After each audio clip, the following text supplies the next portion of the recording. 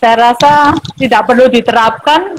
Generasi muda Indonesia sudah keranjingan anime ya, banyak yang keranjingan anime, Iya, keranjingan iya, banyak. manga. Manga, Hmm. manga itu komik Jepang. Jadi Oh. kemudian sebenarnya budaya Jepang, budaya pop di Jepang itu sudah banyak masuk di Indonesia Hmm. tanpa disadari. Seperti itu, cosplay. Cosplay itu kan asalnya dari Jepang juga. Jadi Oh gitu selain ya. ya anime, manga, Mhm. cosplay itu Assalamualaikum warahmatullahi wabarakatuh. Selamat datang di acara Didaktif, diskusi daring interaktif yang diadakan oleh Perpustakaan Supiati.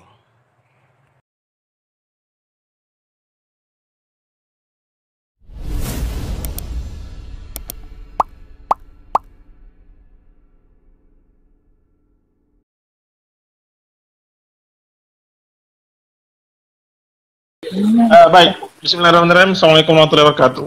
Salam sejahtera buat kita semuanya. Pada hari Ahad ini, di tanggal 16, insya Allah besok kita akan merayakan 17 Agustus 19 ya biasanya kan orang berkata bahwa 17 Agustus 1945 Dirgahayu ke-75 Republik Indonesia. Pada kesempatan kali ini tak salah ketika kita mencoba untuk berbicara, kita mau mencoba melihat sisi lain dari negara yang berbeda, yakni Jepang. Kemudian dalam judul yang kami berikan buat Bu Ismi, yakni belajar dari negeri Sakura. Pertanyaan sederhananya, Bu Is, ya mengapa disebut negeri Sakura terhadap Jepang? Apakah karena di sana banyak bunga sakura atau bagaimana? Silakan, kita benar. ngobrol aja ya. Jadi nuansanya ngobrol. Ya, Kemarin Bu Desti berbicara tentang Jepang bahasanya, tapi saya mau melihat. Oh iya, Dirgahayu buat Ara. Salam selamat dari ulang tahun, Sulawesi. Ara. Mestinya kita Selamat lihat ulang juga Ara tahun. ini ya. Termasuk omnya kalau begitu, kalau tidak salah ya. Mungkin Bu Ismi bisa berkomentar. Ya, kita Ya. mulai Bu Is. Iya, iya, oke. Oke, Mengapa oke. dinamakan negeri Sakura? Silakan. Iya, iya, makasih. Kenapa dikatakan negeri sakura? Karena memang Jepang itu pohon sakura itu hampir, bukan hampir, di seluruh Jepang dari utara ke selatan ya. Itu kalau musim semi benar-benar bagus sekali bunga sakura bermekaran dari bulan Maret ya, Maret. Terus tapi bunga itu kan nggak berumur panjang ya. Jadi dari Jepang Utara nanti dia akan gugur. Gugur itu dari Jepang Utara terus jalan, terus mekarnya itu jalan, pakar. Jadi jalan terus sampai selatan. Itu sekitar ya selama musim semi di Jepang. Jadi sekitar 3 bulan tapi jalan. Itu? Oh, 3 bulan, ya? tapi waktu bunganya itu sendiri umurnya pendek. Sekitar semingguan. Jadi di daerah-daerah itu akan ada hanami ya. Jadi semacam kebiasaan orang Jepang untuk menonton bunga sakura gugur.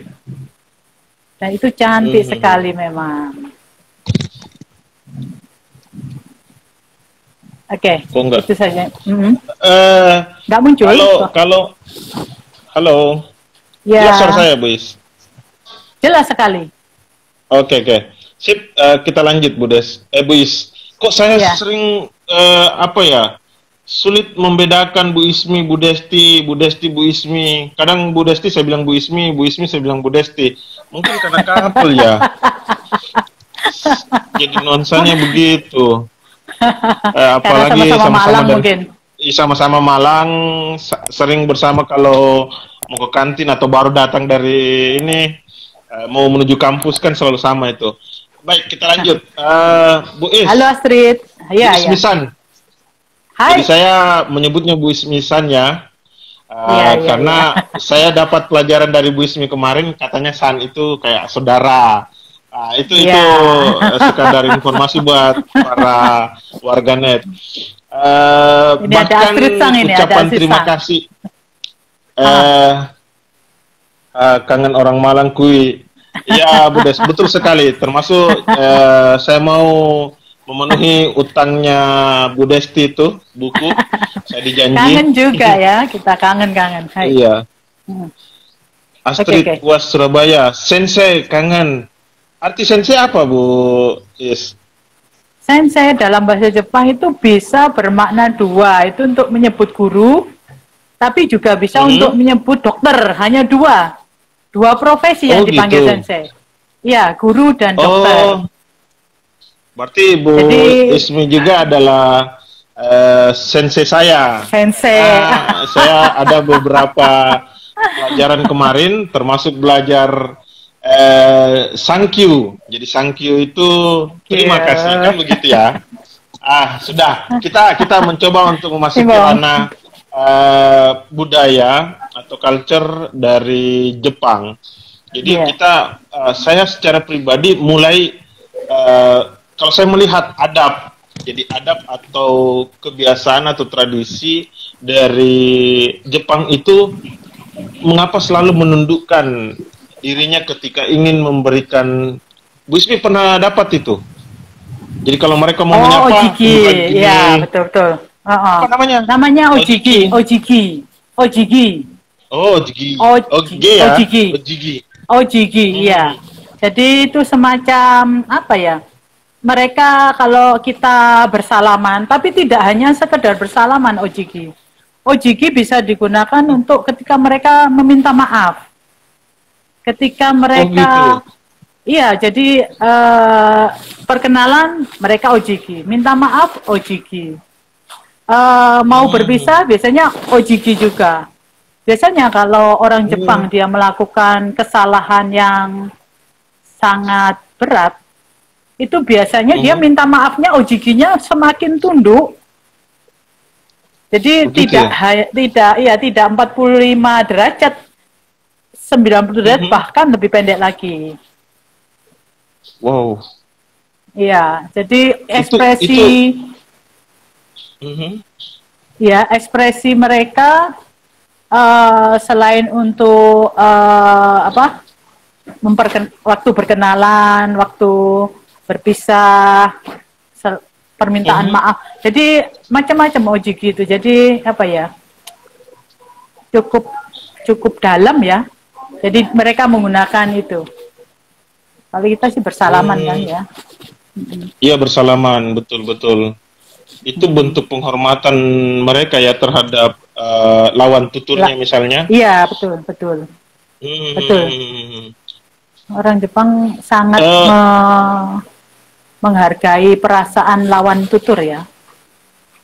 Iya, dalam saya bahkan kalau Thailand yang saya lihat biasanya dia gini ya, baru kemudian ini minta permisi. Kalau Thailand betul. Ojigi namanya. Ya, namanya baik ini. Ya. Dapat lagi saya pelajaran hari ini.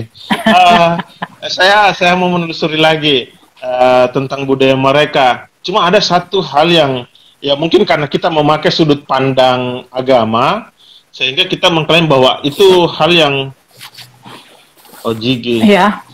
Oh iya, ada ini bagus pertanyaannya Bu Desti. Bu Ismi tanya tentang ojigi. Adakah pembeda untuk laki-laki dan perempuan dalam berlaku? Jadi model penghormatan itu. Iya. Oke. Biasanya orang Jepang tidak membedakan untuk ojigi ya. Mereka membedakan bahasa. Dalam bahasa mereka berbeda. Tapi kalau ojigi sama. Semakin seandainya dia melakukan kesalahan, maka dia akan ojigi yang dalam tadi. Kalau untuk perkenalan cukup 45 derajat. Perpisahan 45 derajat. Halo. Iya, iya, Ah, lanjut, lanjut. iya, begitu. Biasanya eh, untuk OJG tidak ada perbedaan antara laki-laki dan perempuan. Tapi mereka Hmm, membedakan bahasa dalam berbahasa. Ada bahasa begitu. perempuan, ada bahasa Mhm. laki-laki. Berbeda Oh, dengan sama dengan bahasa bahasa Jerman Arab ya, Bu ya? Desti ya. Ya, Iya, mungkin iya. Berarti mungkin Arab Jepang lebih sama ya. dengan bahasa Arab. Iya, karena Arab kan dia membedakan juga bagaimana menggunakan bahasa terhadap perempuan dan laki-laki. Berarti kurang Iya. lebih sama dengan Jepang Jepang bahasa Arab. Eh, Kemudian saya mau menelusuri juga. Jadi kita peta-petakan dulu, nanti kemudian kita gabung. Eh, yang saya mau tanya itu biasanya ini jenis rumah kamar. Ada Iya. yang biasa saya tonton Oke. di filmnya Doraemon, Iya. itu tempatnya si Nobita memang seperti itu ya. Maksud saya ndak kepanasan itu. Kamar yang kayak kamarnya Nobita. Iya, iya. Nobita kamarnya kayaknya kamar gaya Jepang ya. Jadi pakai bukan kayak kita pakai tegel tapi pakai tatami. Apa Tatami namanya? semacam tatami. Mhm. Mhm. Nah, Terus? jadi semacam rumput apa kayak kita tikar ya. Jadi bahan alas Iya. alas apa lantainya itu semacam tikar, anyaman tikar. Itu Mhm. ukurannya apa ya? Namanya Jo. Jo itu 1 kali berapa ya? 1 kali 2 meteran gitu kayaknya. Itu disusun. Jadi kayak Mhm. tikar beberapa tikar gitu. Jadi berapa Jo gitu kalau kamarmu berapa Jo? Sekian 3 Jo gitu misalnya. Dan ada Jo tempat ya. tidurnya Iya, si iya, iya. Jo. Mhm. Tempat tempat tinggalnya si Doraemon kan kayak di lemari gitu ya. Ya, itu yang saya maksud. Apa Ah, itu kan kadang itu juga si Osire. mhm. Osira Itu tempat namanya. Osire untuk menyimpan tempat tidur. Jadi kamar orang Jepang itu yang Oh. gaya yang tradisional itu biasanya eh los gitu aja. Kalau mau tidur dibuka itu lemari yang tempat Doraemon itu dikeluarkan tempat tidurnya. Mhm, mhm. Putong namanya. Mhm. Putongnya dikeluarkan nanti digelar. Itu ya yang Jadi kayak digelar. kasur apa segala macam tikar. Uh, Mhm. jadi tadi lantainya memang tikar ya kayak apa bahannya tapi bukan tikar tapi mirip itulah dari serat kayak apa rumput ya rumput yang tinggi itu Mhm. dianyam jadi Mhm. semacam itu lantai itu kemudian kalau mau tidur tadi yang saya katakan dia buka osire kemudian futong itu dilapisi lagi akar sang Mhm. jadi futongnya tadi Mhm. 1 lembar alasnya dilapisi yang lagi 1 kemudian Mhm. dilapisi lagi jadi kayak sampai 3 kalau musim dingin itu biasanya dikasih pemanas juga di bagian kaki biasanya supaya nggak kedinginan. Dengar Biasanya suara. itu iya dengar dengar dengar. Maksudnya alat untuk pemanas itu atau bagaimana? Apakah biasa kan kalau dalam kamar itu Alat pemanas eh kotak gitu. oh alat pemanasnya. Ada kalau musim Oh, dingin, kalau nggak musim iya dingin iya ya iya iya. nggak dipakai ya. Portable gitu dipasang di Mhm. kaki. Kalau musim panas ya mungkin selimutnya nggak dipakai ya. Mhm. Karena Bu Is, ya apa apalagi yang lebih menarik dari mungkin warganet butuh pendeskripsian dari Bu Ismi apa sih yang kemenarikan yang menjadi pembeda Jepang dengan Indonesia. Dalam artian gini, di Jepang itu ada yang seperti ini, di Indonesia nggak ada. Nah, itu mungkin bisa dideskripsikan yang menjadi oh, di Jepang itu ternyata hal yang menarik adalah ini. Di Jerman ada pemanas ditempel di dinding, ada yang permanen pasangnya. Oh, sip. ya Artinya saling berbagi. ya eh mungkin bisa dideskripsikan Bu Is berkaitan dengan apa Pemanas. saja yang Oke, pemanas dulu ya. Iya. Oke, nanti saya ceritakan yang berbeda Indonesia dengan Jepang. Boleh. Pemanas dulu. Setelah pemanas, mungkin saya bisa bercerita tentang budaya makanan ya. Makanan. Termasuk itu. Oke. Ya, silakan. Oke. Untuk pemanas itu di Jepang seperti negara-negara 4 musim. Jadi kalau dia musim dingin, biasanya dia akan menjadi pemanas, heater. Tapi ketika musim panas, dia akan menjadi AC, alat itu. Jadi, kalau kita kan AC saja, itu enggak. Jadi dia bisa switch gitu. Ketika musim panas, dia jadi heater. Ketika musim dingin, dia jadi cooler. Tinggal diputer saja. Ada petunjuknya, diputer gimana. Oh gitu ya. Gitu. Ya. Kemudian jadi mirip ya Bu Desti ya. Mirip kalau pemanas mungkin karena kita sama-sama negara 4 musim. Halo Mbak Sus, halo Elsa. Ada yang masuk. Terus kalau budaya makan, nah ini kalau kita kan rasa ya yang diutamakan. Kalau Jepang, betul. Kalau orang Indonesia pertama ke Jepang pasti akan sangat menderita kalau rasa makanan. Karena di Jepang bukan rasa, tapi penyajian. Makanan di Jepang benar-benar disajikan sesuai musimnya. Ketika musim dingin, maka makanan ini yang bagus. Ketika musim semi, makanan ini yang bagus. Ketika musim gugur, ini yang bagus. Ketika musim panas pun makanannya disajikan beda-beda. Makanannya beda-beda dan disajikannya pun cantik sekali. Orang melihat akan merasa wah, ngiler gitu. Tapi ketika dimakan, aduh. Kalau orang iya ya, tapi cantik sekali. Budaya makannya beda. Mereka sangat memperhatikan apa komposisi makanan itu loh, Pak Karsan. Jadi apa ya? Beda lah kalau kita kan satu piring ada nasi, sayur, sambal, lauk jadi satu. Mereka tidak, beda sendiri, nasi sendiri, supnya sendiri, lauk sendiri, salad sendiri, semuanya sendiri-sendiri. Dan ditata di piringnya pun cantik-cantik. Kalau cuci piring capek di Jepang. Oh gitu ya. Saya potong dulu Bu Is. Saya pernah dapat, entah saya hanya menonton pada saat itu, enggak tahu di daerah mana. Ada memang restoran Jepang khusus. Sekali lagi saya tidak tahu di mana tempatnya, entah masih ada tempat itu.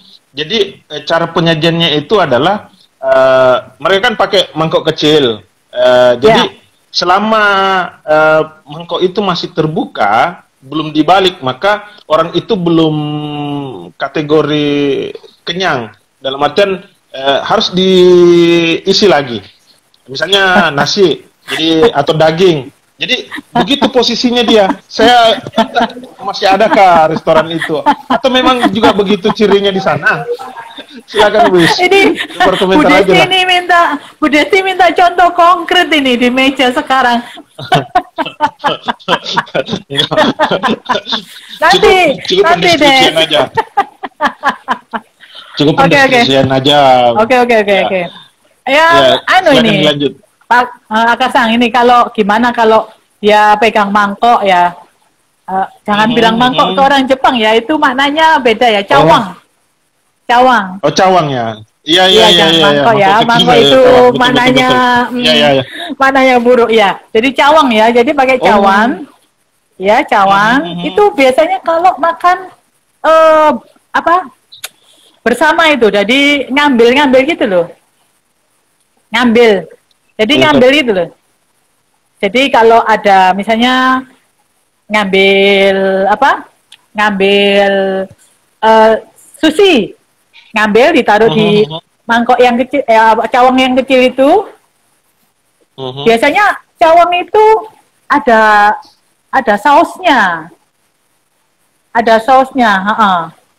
Kalau lagi makan sushi, jadi dia ambil, dimakan, dimakan. Jadi apa? Bukan, jadi makan bersama. Untuk makan bersama, biasanya memang disediakan piring kecil atau cawan kecil, itu untuk supaya masing-masing orang bisa mengambil makanan yang disajikan. Makanan yang disajikan di meja itu, suara saya terdengar nggak? Iya, dengar. Cuma agak putus sih. Kurang jelas. Oke. Lanjut aja. Iya, jadi budaya makan mereka itu yang tadi saya bilang beda dengan kita, dicampur jadi satu itu enggak beda. Jadi kalau mereka makan bersama biasanya disediakan piring kecil atau cawang kecil untuk dia bebas memilih. Dia suka mana diambil gitu. Begitu. Nah, kalau di restoran Jepang kan otomatis biasanya kita kan gabung beberapa orang untuk makan bersama kan ya. Jadi kan nggak enak juga kan, sungkan. Mereka kan sangat memperhatikan perasaan lawan bicara kan. Jadi nggak mungkin lah dia akan ngambilnya. Sangat memperhatikan. Jadi ya itu tadi. Jadi piring kecil atau cawang kecil menurut saya itu salah satu bentuk bahwa dia sangat memperhatikan perasaan teman yang bersamanya. Jadi dia nggak mau mengotori makanan itu, diambil satu-satu begitu. Saya rasa begitu ya, Pak Karsang ya. Untuk makanannya. Saya bisa dapat informasi berdasarkan, kan Bu Ismi tadi bilangnya bahwa pelayanan mereka itu dalam bentuk makanan itu berdasarkan musim. Jadi musim semi beda dan seterusnya. Kira-kira apa menu, ya kita sebutlah menu umum di musim semi itu seperti ini. Dominan dagingnya misalnya, mungkin bisa dijelaskan juga Bu Is. Saya penasaran mau ke Jepang ini kalau begini. Ayo saya antar. Oke. Kebetulan kemarin saya ke Jepang waktu musim dingin ya. Kemarin saya musim dingin ke Jepang. Nah, saya ceritakan aja yang makanan yang hanya ada di musim dingin. Di musim dingin. Nah, biasanya makanan yang muncul di musim dingin itu namanya odeng, sup odeng. Odeng, ya. Sup itu kuahnya kayak apa ya?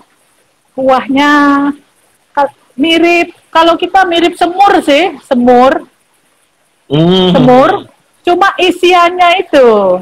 isiannya mereka ada sayurannya hampir tidak ada. Cuma satu sayurannya lobak ya. Lobak diiris bulat-bulat gitu, bulat-bulat tebal sekitar 2 cm, hanya itu yang sayurannya. Selebihnya adalah daging dan seafood. Daging sama seafood.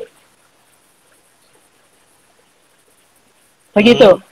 Itu odeng. Kemudian ada lagi ada amazake. Tapi ya saya rasa amazake itu kayaknya namanya sake, tapi menurut saya itu bukan sake ya. Amazake itu semacam apa ya? Kayak bubur beras tapi agak encer gitu loh. Rasanya manis. Iya, biasa saya manis juga. Hangat. Manis mungkin, ya itu rasanya ya. Iya, manis, tidak ada sakenya menurut saya, meskipun namanya amazake. Tapi yang saya lihat kalau Fuyu itu musim dingin. Itu tadi odeng itu banyak odeng dijual. Itu yang khas. Jadi itu kalau di musim dingin panas, ya. Musim panas, Kalau musim panas seperti kayak sekarang biasanya itu mie dingin yang terkenal. Jadi Oh, mie mie itu, dingin.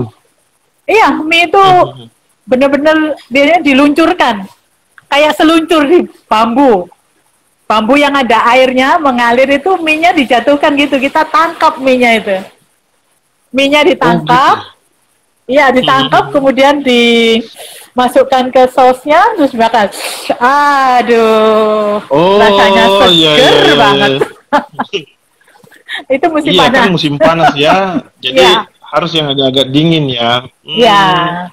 Tapi tapi ada Kalau juga musim sih musim mhm. Kalau musim kalau semi makanannya gitu? universal, ya musim panas itu sebentar. Musim panas juga itu kalau minumannya itu kaki gori yang terkenal. Kaki gori itu kalau kita es serut itu loh. Es serut, Oh, iya, iya, iya, iya, iya, iya. ya itu dikasih apa? Sirup. Sirupnya warna-warni. Jadi Mhm. disedot gitu aja, disedot gitu, Oh, iya, iya, bisa iya, iya, disendok, iya. dipakai sendok kecil juga begitu. Mhm. Ah, Mhm. yang yang Wis, universal ada juga sih. ada nih yang ada pertanyaan mungkin agak keluar sedikit, tapi berkaitan dengan Jepang.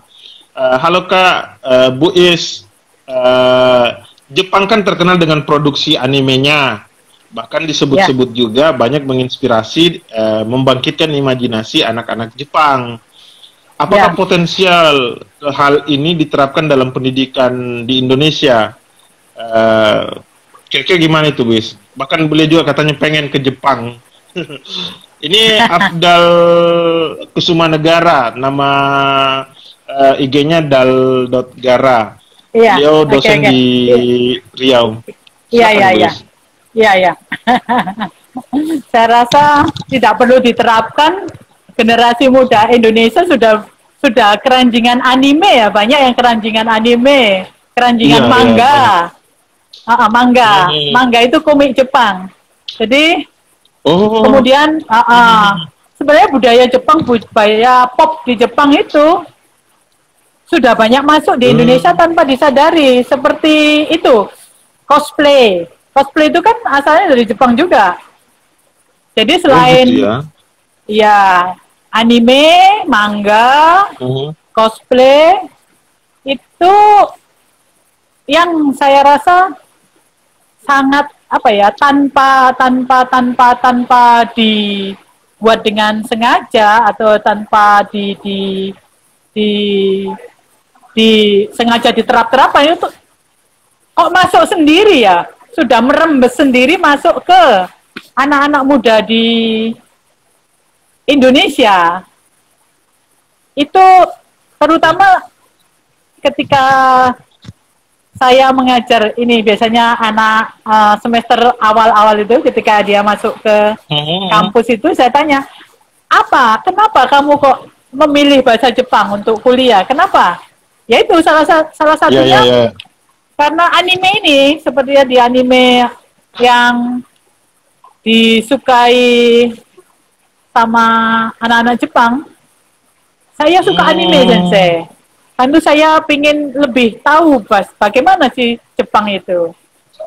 Saya tanya juga beberapa juga, Mhm. karena itu Sensei manga. Mangganya Jepang itu kayak, Oh. ya kan, kayak Naruto itu sebenarnya kan asalnya dari manga toh. Kemudian dianimekan. Mhm. Ya, Dianimikan. iya, kemudian ada juga itu Hmm. loh Sensei, cosplaynya itu loh, cosplay yang tiruan baju mereka berdandan kayak tokoh-tokoh di anime. Toko. Iya, iya, betul, betul. Cosplay itu pun Mhm. salah satu yang Cosplay ya. membuat mereka anak-anak Indonesia itu menyukai Jepang sehingga pengen tahu lebih Hmm. dalam. Akhirnya mempelajari bahasa Jepang. Dan setelah itu mereka ada beberapa pergi ke Jepang untuk mendalami yaitu Oh, anime, iya, iya. manga, ya. Kebetulan ada ini salah satu mahasiswa saya, setelah lulus dia ke Jepang dan dia mempelajari itu gambar-gambar Hmm. anime bagus-bagus. Sering dia upload dan tentu saja saya like, bagus sekali. Begitu. Bahkan bahkan saya pernah dapat informasi, tapi di sisi lain katanya entah kartun apa gitu, mungkinkah Doraemon atau apa, awalnya itu dibuat oleh orang Indonesia, katanya dari Bali, dan ternyata itu tidak direspons positif sama pihak pihak negara kita, dan tak lama kemudian coba ditawarkan di Jepang. Jepang itu ternyata menarik ya, kalau dia dapat suatu hal yang unik, justru itulah yang kemudian menjadi hari ini milik sahnya Jepang. Kalau tidak salah Doraemon, entah film apa yang kemudian biasa kita bilangnya bahwa ini bukan dari aslinya, yang buat itu adalah orang Indonesia. Ya, karena tidak direspons sama orang Indonesia, maka dia tawarkan ke Jepang. Jepang justru melihat, wah ini sangat potensial, lebih laku dan seterusnya.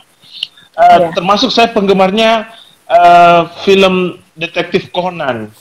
Ternyata imajinasi orang Jepang itu luar biasa juga, Bu Ismi ya.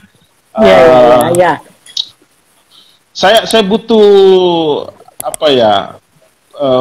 penjelasan di berbagai macam daerah. Jadi saya mungkin akan butuh informasi, ada berapa, apakah seperti kita di Indonesia terbagi provinsi, kemudian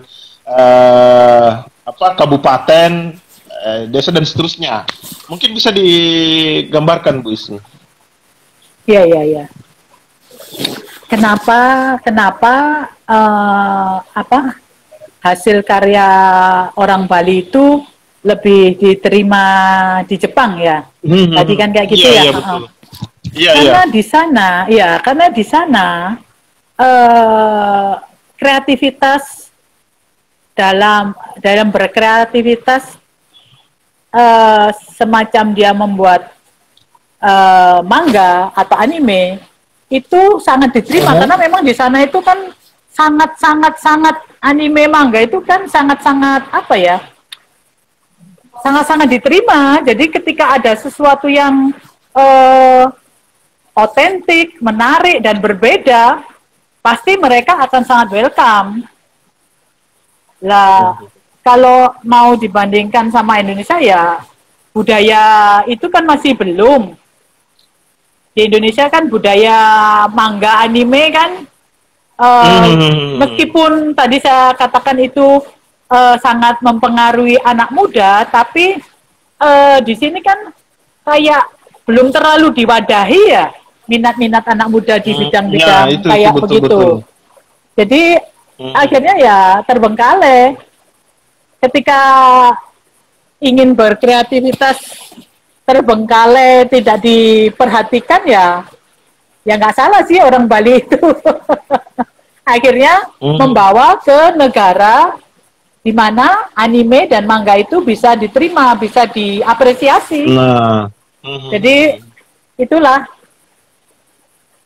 Tadi Pak Karsang tanya yang terakhir apa ya? Putus-putus soalnya. Mungkin saya sudah masuk pembicaraan kita berdasarkan daerah. Saya mau dapat informasi bagaimana model pembagiannya di sana, dinamakan apa, kalau misalnya provinsi itu dinamakan apa, kalau kabupaten itu dinamakan apa, dan seterusnya. Iya. Oke, kalau di Jepang itu pembagian daerahnya itu ada To itu Tokyo To, ibu kota Tokyo. Ada satu To. Kemudian ada satu Do itu Hokkaido. Pulau Hokkaido. Itu dia sendiri. Todo, Fukeng. Fu itu ada dua. Fu itu kalau nggak salah, Todo, Fu itu Osaka sama, satu lagi apa ya? Ada dua Fu di Jepang. Ada satu To, ada satu Do, ada dua Fu, dan ada kalau nggak salah 34 Keng. Keng itu kalau kita semacam provinsi ya. Provinsi. Meskipun luasnya masih luas provinsi di kita ya. Tapi di sana Keng itu kayak provinsi. Kalau Fu itu kayak daerah istimewa begitu. Kalau nggak salah Oh, Kyoto sip, kalau sip. nggak salah. Jadi Fu daerah Mhm, istimewa, mhm, To tadi ibu kota, kemudian Do tadi Hokkaido. Jadi To, Do, Fu, Keng. Keng ya. mhm, Keng itu mhm, provinsi. Luasnya seluas meskipun bisa disebut provinsi ada gubernurnya, tapi itu mhm, luas luas daerahnya eh, kabupaten mungkin ya, sekabupaten aja sih. mhm, Jadi ada beberapa keng di sana dan mhm. menarik, tiap keng juga punya kekhasan sendiri-sendiri gitu. Nah, ini mungkin yang Bu Ismi pernah datangi daerah mana saja itu? Saya pernah datangi Tokyo sudah. Kemarin saya tinggal Mhm, di Osaka.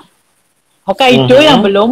Sedangkan Oh, Hokkaido. kengnya, Mhm, Kyoto saya pergi. Kengnya itu saya baru Chiba Keng, mhm, Kanazawa Keng, mhm. Shizuoka Keng, Yamanashi Keng, Shiga Keng, kemana lagi ya? Daerah tengah saya Hmm. pergi, tapi itu apa Keng saya lupa namanya. Jepang daerah tengah, Kyushu. Di Pulau Kyushu itu ada Oita ya, Oita juga pernah. Tapi belum seluruh Jepang sih, tapi lumayan, Hmm. lumayan ya menarik. Berarti Iya, berarti eh Bu Ismi pun harus punya utang ini mengantar saya nanti jalan-jalan juga ke sana kalau ada rezeki. ya kalau ada Eh rezeki, kalau oh pandemi iya tadi, berakhir, mari amin kita amin Allahumma jalan-jalan. amin. Ya, Bu Desti bilangnya arah spesialisasi sketsa manga. Ini komentarnya juga yang Dalgara tadi, arigato sensei. Oh gitu ya. Arigato. Thank you. Eh ini bahasa Jepang. Ada tadi yang saya mau tanyakan. Ini berkaitan bahasa, Buis. Eh, ya, apakah mereka juga punya warna bahasa yang kalau kita eh, di Jawa itu kan dipetakan berdasarkan bahasa mereka. Ada yang halus, ada yang setengah halus, ada yang agak tidak halus kita sebut gitulah. Eh, Jawa itu kental, sama dengan beda kalau dia menyebut penjenengan, beda ya. ketika disebut sampean dan kowe. Maksud saya, apakah seperti itu juga Jepang atau yang namanya bahasa Jepang ya rata saja gitu? Silakan. Uh, Oke, okay. Dalam bahasa Jepang itu ada juga sih tingkat-tingkatan gitu. Jadi kayak Mhm, meskipun tidak serumit bahasa Jawa itu kan tingkatannya sampai nggak tahu berapa tingkat 7 katanya. Nah kalau bahasa Jepang itu mhm, ya ada bahasa sopan, polite, itu mhm, ada mhm, bahasa formal, ada mhm, bahasa informal. Jadi misalnya mhm, ismi des. Nah itu saya ya. Watashi wa ismi mhm, des. Saya ismi misalnya gitu. Itu mhm, formal saja. Tapi mhm, kalau bentuk informalnya itu biasanya uh, ismi, ismida gitu. Jadi bukan des Bismillah. tapi da. Nah, ketika dia memakai bahasa sopan, desnya menjadi de gozaimasu. Jadi ismi de gozaimasu. Mhm. Begitu. Itu bahasa Bismillahirrahmanirrahim. sopannya. Iya, Oh ismi de gitu ya. gozaimasu. Iya. Atau ismi tomoshimasu gitu. Kalau Oh. formalnya sih, ya sebenarnya kalau orang asing ismi des sudah cukup. Tapi Mhm, ketika kita menggunakan bahasa tingkat tingginya itu pakai de gozaimasu. Seperti makan misalnya, makan. Makan mhm, itu ada yang mhm. kasar. Yang kasar itu ku. Makan itu ku. Ku. Ku. Itu kalau bahasa Jawa emploen gitu. Emploen gitu Hmm. atau padoken gitu ya, itu ku gitu. Sedangkan kalau Mhm, bahasa informalnya tabe, Taberu. Apa? Taberu. Taberu. Taberu. Misalnya saya makan roti pango taberu, itu informal. Nah, untuk bahasa formalnya, pango tabemas. Saya makan roti pango tabemas. Nah, tapi ketika sudah dibentuk sopankan, pang, apa? Gochiso shimas ya. Mesi agarimas, sorry. Pang-o mesi agarimas. Itu jadi kalau saya misalnya nyuruh Pak Akarsang, itu saya akan pang-o mesi agate kudasai. Saya menggunakan bentuk sopan itu, mesi agate. Bukan tabete kudasai, silakan makan. Itu formal. Jadi saya akan mesi agate kudasai. Tapi ada juga bentuk yang saya merendahkan diri. Ketika Pak Akar ini saya anggap orang yang saya hormati, saya bilang saya makan. Saya tidak akan menggunakan bentuk tabemas atau mesi agarimas itu untuk menghormati lawan bicara. Saya akan mengatakan pang-o itadakimasu. Jadi itu bentuk humble.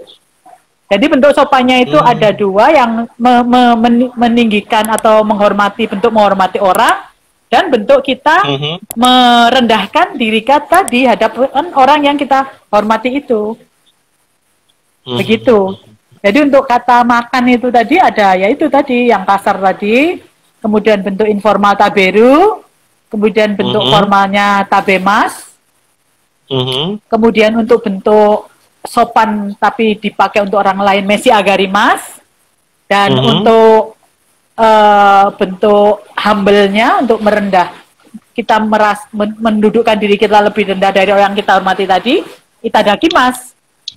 Jadi ada mesi agarimas, itadakimasu, tabemas, taberu, ku.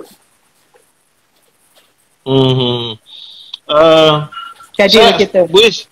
Saya mau kembali dulu pada persoalan makanan ini, sempat didiskusikan di awal tadi. Kalau di sana itu ada juga ya pemetaan makanan, misalnya orang dari luar, misalnya saya yang Muslim, apakah memang ada tempat khusus gitu, bahwa ini jualan makanan yang halal di tempat ini? Kalau di Jepang, Iya. Sekarang terakhir kemarin kan saya awal tahun ini ya, Januari Februari ke Jepang itu, halal food itu sudah merata-rata di seluruh Jepang. Jadi sangat banyak dan mudah ditemukan di Jepang halal food itu. Dan mereka itu sekali lagi sangat menghargai lawan bicara, dan dia sangat menghargai tamu juga. Jadi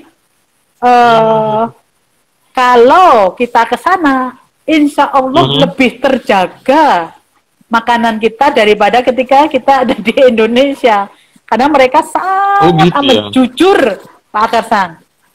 Dia akan mengatakan dengan sejujurnya, oh, Anda Muslim ya? Oh, maaf, ini minyak yang kami pakai bukan minyak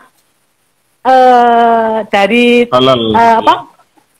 bukan dari minyak tanaman, minyak tumbuh-tumbuhan. Kami pakai minyak hewan. Jadi maaf ya, gitu. Mereka memberitahu. Untuk halal food, sekarang pun di sana sudah ada ramen halal, banyak makanan halal. Halal food banyak sekali sekarang. Daging juga dipisahkan, Pak Akarsang. Kami kan mengikuti semacam pelatihan itu di Shokudo itu kantin tempat kami makan. Itu mereka menulis benar-benar ini masakan ini dari halal meat, halal chicken, itu mereka tulis. Ini yang halal, dia tulis ini halal meat, halal chicken itu ini. Terus yang non halal itu dia tulis juga. Ada juga yang ditulis kalau ada pork juga ditulis pork, ini mengandung babi juga ditulis. Jadi begitu. Iya, jadi dan mereka itu yang melayani itu bilang ini daging ayam, tapi ayam ini enggak halal. Kamu boleh makan nggak boleh makan ya. Kalau kamu kan Muslim katanya gitu. Jadi dia mengingatkan gitu. Dagingnya pun gitu. Ini dagingnya ini bukan halal meat. Ini bukan halal meat. Kamu bukan Muslim, kamu nggak bisa makan ya. Itu yang halal meat itu di sana dia bilang. Gitu. Jadi mereka sangat apa ya? Sangat care ya dengan kita. Sangat dan jujurnya itu loh Pak Akar, aduh ya amplop. Nah, itu yang saya mau tanyakan Bu Is. Sangat jujur. Sejak kapan mereka ditanamkan konsep seperti itu? Maksud saya begini, bagaimana model pendidikan mereka di Jepang dalam menanamkan misalnya persoalan adab, persoalan budaya? Apakah mereka, kan kita di Indonesia itu hanya diajarkan teori, tapi dalam bentuk aplikasi banyak orang tua yang tidak memberikan cerminan. Jepang itu sungguh luar biasa. Bahkan saya pernah ikut acara ISK, salah seorang pembicara bilang gini, bahkan langsung Hari Ginanjar kalau nggak salah yang bilang. Jadi pernah di suatu bandara, ada sebuah handicap itu tertinggal di salah satu tempat, ya kursi lah. Tak lama kemudian, orang itu meninggalkan tempat itu. Beberapa jam kemudian dia kembali mengingat handicapnya yang sempat tertinggal. Dan apa yang terjadi di tempat itu masih sama. Tidak ada yang mengganggu-gugat barang. Kalau kita di mungkin ada beberapa daerah tertinggal sedikit sudah hilang itu. Sudah. Nah, maksud saya penanaman konsep budaya yang saya menyebut budaya yang luar biasa bagi saya itu Jepang. Apakah memang sejak SD? Kemudian bentuknya bagaimana? Apakah kalau memang dia berteori diberikan contoh sekaligus? Karena kalau ada teman saya katanya kalau di Bali itu kehebatannya adalah orang tua itu tidak sekadar mengajarkan teori kepada anaknya bagaimana mencuci piring, tapi mereka langsung mencuci piring sehingga ya betul-betul contoh jadi pembelajaran yang langsung praktik gitu. Apakah seperti itu juga Jepang?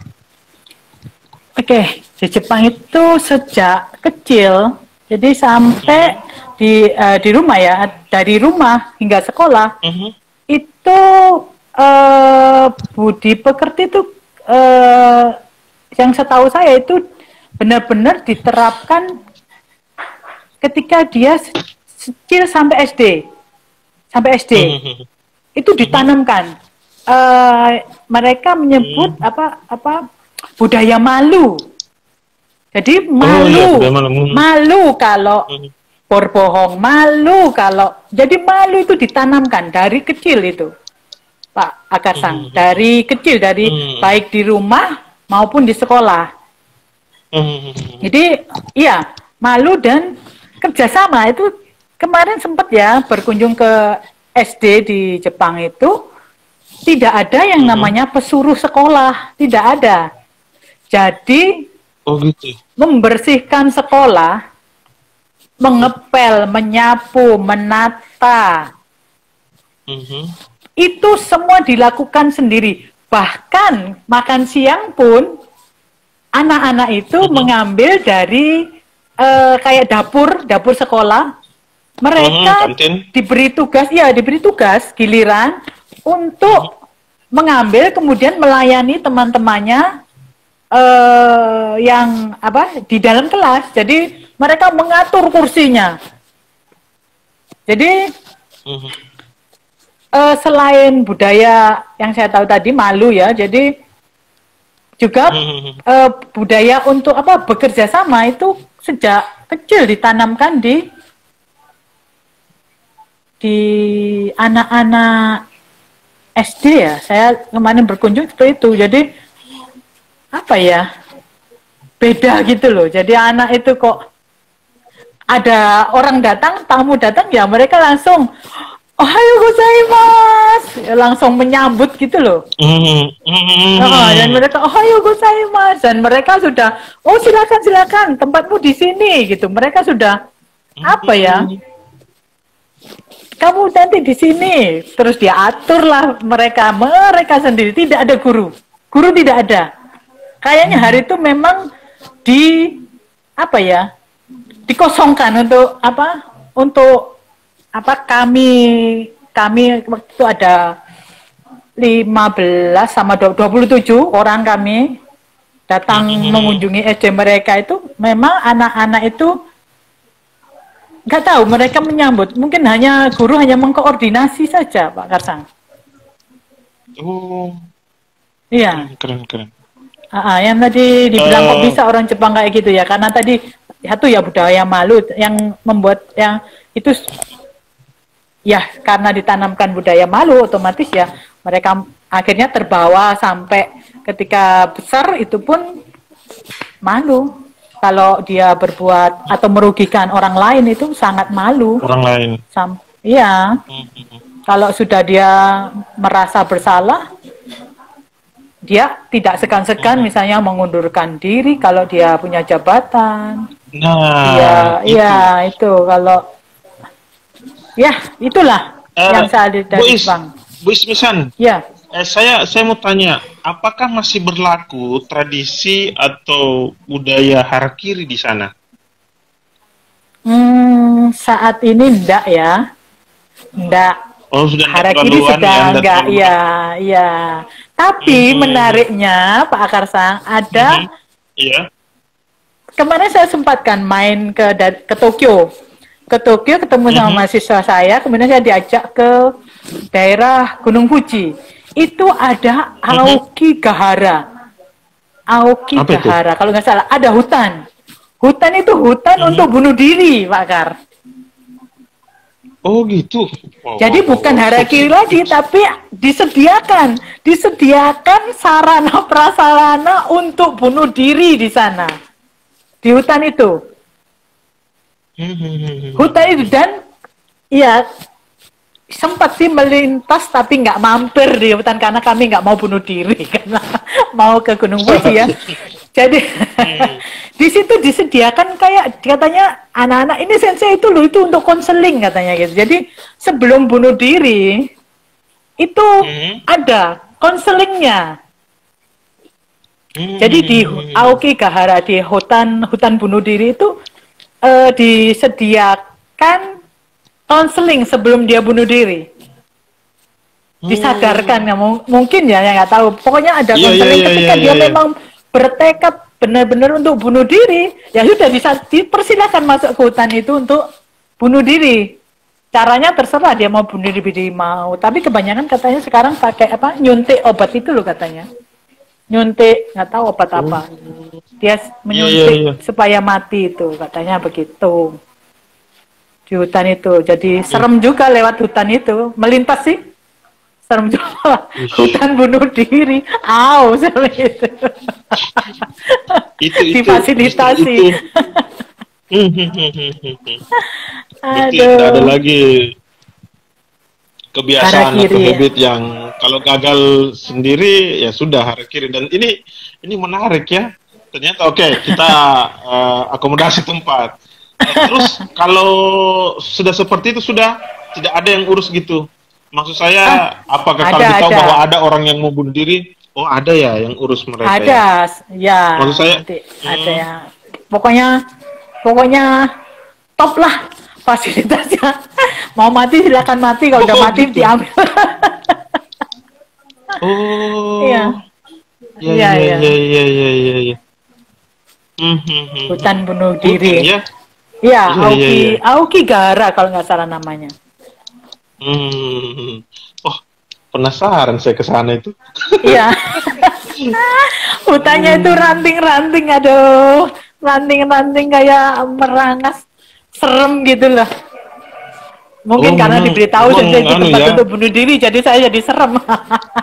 Oh gitu. Iya. Bu Is, kita sambung di sesi kedua ya. Karena ini sudah 56, artinya sudah mau berakhir di sesi pertama. Oke, kita lanjut di sesi kedua. Sip. Iya, oke.